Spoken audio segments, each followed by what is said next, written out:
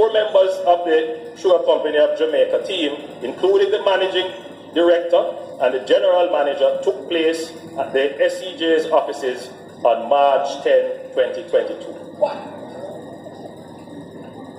At that meeting, it was made clear to the members of the community that no authority has been given to be carrying out any construction on the land, that such action was illegal, and in consequence, any construction should be immediately discontinued.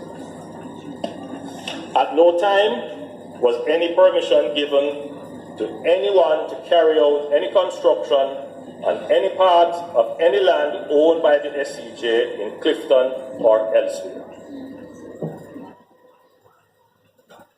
When it became obvious that instead of bringing an end to the matter, it accelerated, SEJ indicated that on July 8th, several months after, it held a further meeting with the Member of Parliament of St. Catherine Southern, where the SEJ was urged by the Member of Parliament to take the necessary action to halt the expansion and remove the illegal structures.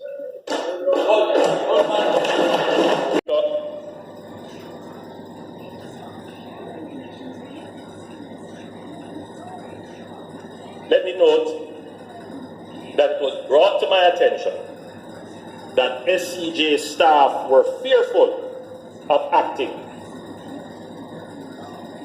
as there were reports of organized criminal activity in the area and a possible connection to the Klansman gang in the area. On July 20, the Sugar Company of Jamaica wrote to me explaining that the matter was out of control and could not be dealt with safely at the local level. Following that, the matter was brought to the attention of the National Security Council. Can you imagine? Our state being afraid to act in the face of a gang. That I had to bring the matter to the National Security Council. And the central government had to deal with it because public officers were afraid of losing their lives. Madam Speaker, if this scam to illegally establish a subdivision were allowed to stand, it would have led to a massive land grab in the area, which you are seeing it. You are seeing it, that since 2019, it was moving at a rapid pace. It would have facilitated the enrichment of a criminal network. Madam Speaker, it would have displaced farmers. But worse than that, Madam Speaker, we would have seen the establishment of a community by a criminal.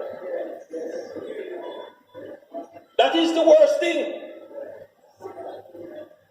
That is a threat to the sovereignty of the Jamaican state. There was an incident where a public official was murdered by members of that gang. So this is not, a fear that is unfounded.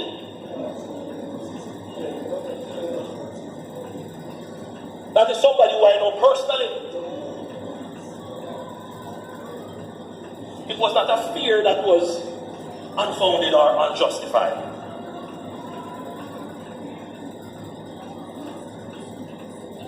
So, out of an abundance of caution, a forward operating base was deployed to the area. The JCF increased its patrol.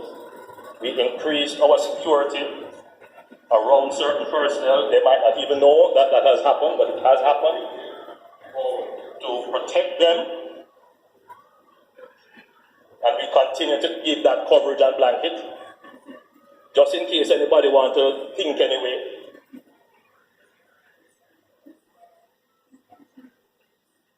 constantly monitoring that gang and that area. I know one or two of the persons there. We know that there are soldiers and teachers and who have bought lands inside here, ostensibly so. So I'm saying to them, come to the SCG, and you have to come with clean hands. You have to tell us. Tell us how this happened. It's not our intention to deprive you of your lovely house. We don't want to do that. But we have to, in the process of regularizing this situation, if that is going to happen, we have to understand how it happened. But more than that, remember what I said about the reserve area and protecting the human rights of the people in Clifton as well. Not just some people human rights, but the people in Clifton as well. When we are ready to expand the roads, put in the sewage, and we have to now decant, that is, move persons whose structures may be in the way of them. Where are we going to put them? Right across Jamaica, we have been receiving reports of land scams.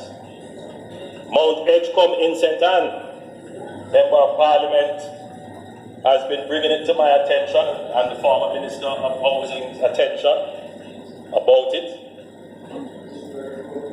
I have you right here, Neesbury Grove and Thetford in St. Catherine, Retirement and Providence in St. James. These are areas in which we have reports on, and we have tasked MOCA and the JCF to investigate these scams and bring to book all those persons. Some of them are known and politically connected, regardless of their political connection, on both sides. I say so, Madam Speaker, because we are not dealing with one situation. We are dealing with over 700 communities, I gather, and probably more, where you have informal settlement. And you can explain. I know that in at least one of my communities, people were selling land that they ought not to be selling.